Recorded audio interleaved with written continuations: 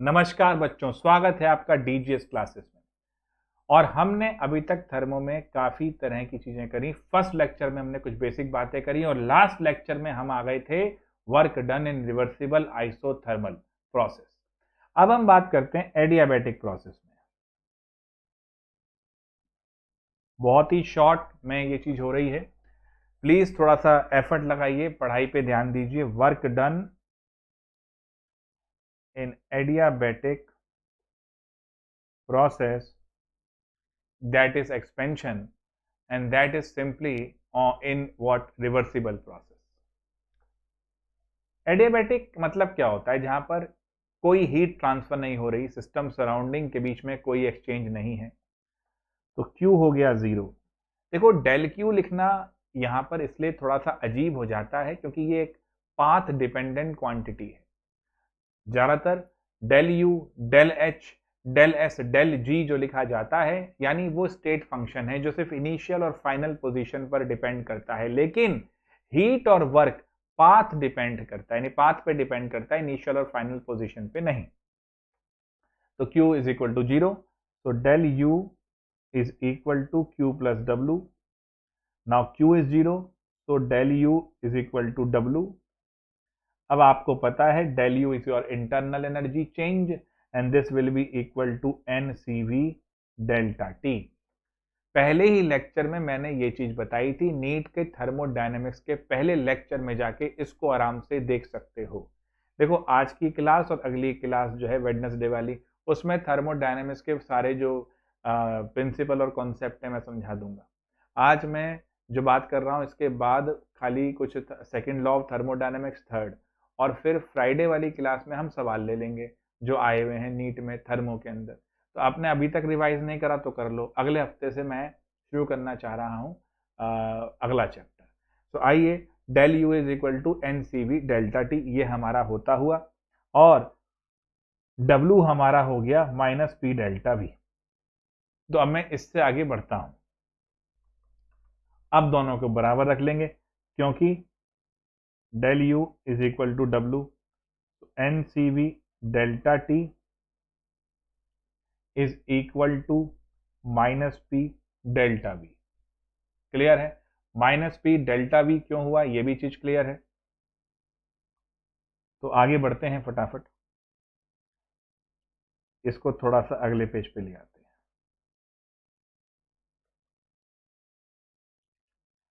हैं। NCV delta T is equal to minus P delta we.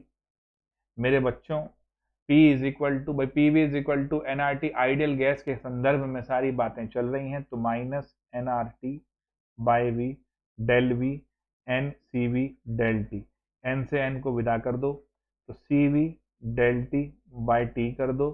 इधर minus NR, N तो हट ही गया ना सर जी, विदा हो गया वो, R 1/V डेल वी कर दो। बहुत आसान, आनंद के साथ स्थिति होती हुई।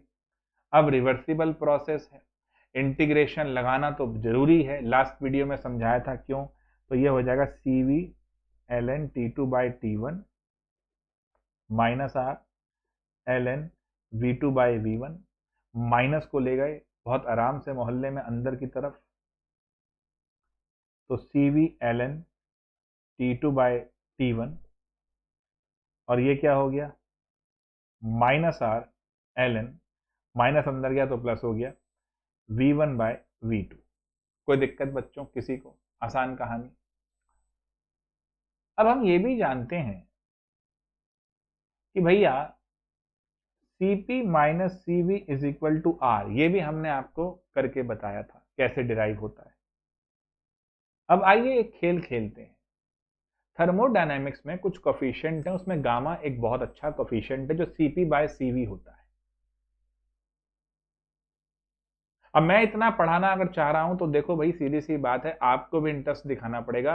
मैंने लास्ट वीडियो में भी कहा था कि प्लीज कमेंट बॉक्स में डालिए कि और क्या चीज है। तो अगर गामा, अल्फा बीटा गामा के विषय में पढ़ना चाहते हैं तो आप प्लीज कमेंट बॉक्स में डालिए।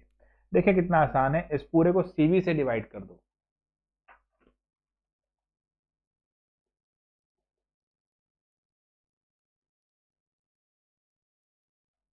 तो you will get Cp by CV minus 1 is equal to R by C V. तो अब ये S C P by C V is equal to gamma, so gamma minus 1 is equal to R by C we.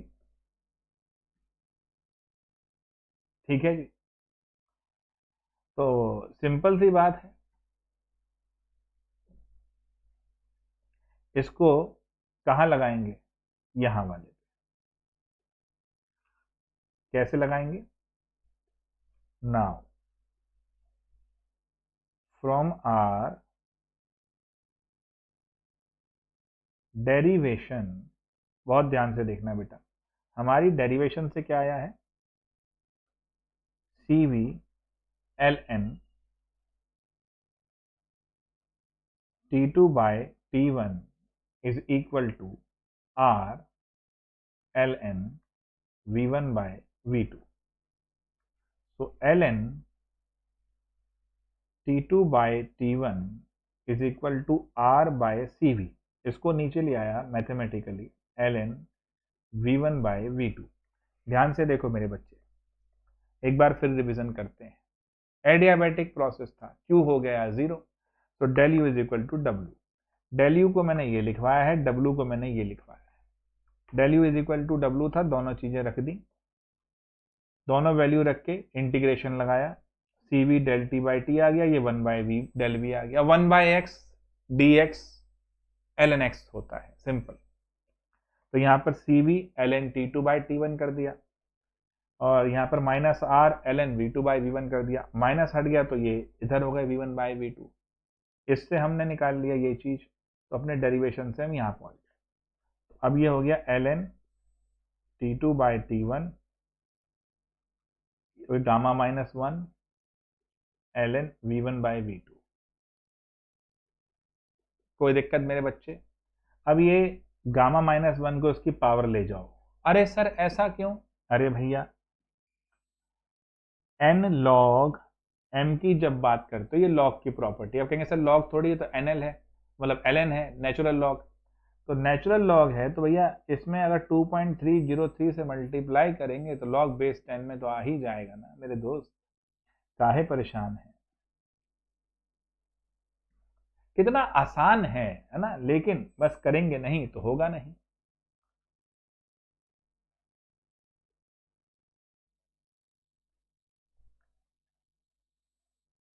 अभी बस मेरे से एक हमारे parents मिलने आए और बच्चे से भी उन्होंने मिलवाया। मैंने बच्चे से पूछा, मैंने बेटा तो आईआईटी की तैयारी कर रहे हो? नहीं सर मैं तो बिटसेट के बारे में सोच रहा हूँ। क्यों? मैंने कहा ऐसा क्यों बेटा? कि सर आईआईटी बहुत टफ है, बिटसेट थोड़ा आसान लगेगा तो वो कर लेंगे। बच्चों अगर ऐसी विचारधारा रहेगी कि ये आसान है ये कर लेते हैं, मुश्किल है वो रहने देते हैं, तो फिर फ्यूचर में कुछ नहीं होगा। मैंने अगर मेडिकल इसलिए ली है कि मेरे से मैथ्स नहीं होता, मुश्किल लगता है, तो ये बहुत बड़ी बेवकूफ़ी है।